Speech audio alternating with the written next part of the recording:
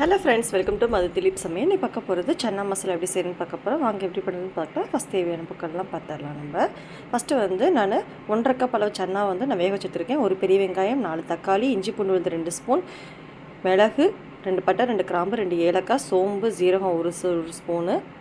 அதுக்கடுத்தது சன்னா வேக வச்சுருக்கேன். மல்லித்தூள், மிளகாத்தூள், கரம் மசாலா. இப்போ நம்ம ஒரு கடாயில் கொஞ்சமாக ஆயில் ஆட் பண்ணிக்கிங்க. ஆயில் நல்லா சூடாகட்டும்.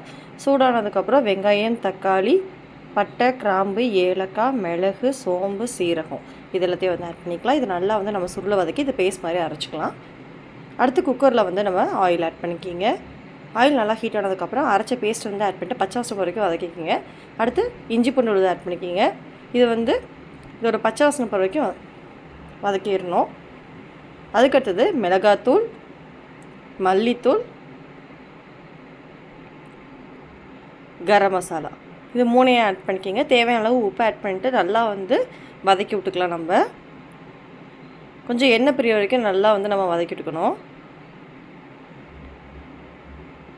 அடுத்து வேக வச்ச சன்னாவை ஆட் பண்ணிக்கிங்க. தேவையான அளவு தண்ணி ஆட் பண்ணிட்டு குக்கரை மூடி வச்சிடலாம்.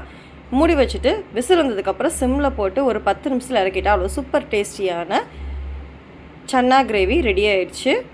கண்டிப்பாக நீங்களும் இதே மெத்தட்லேயே ட்ரை பண்ணி பார்த்தா எனக்கு எப்படி இருக்குன்னு சொல்லுங்கள். Thank you so much. பாய்.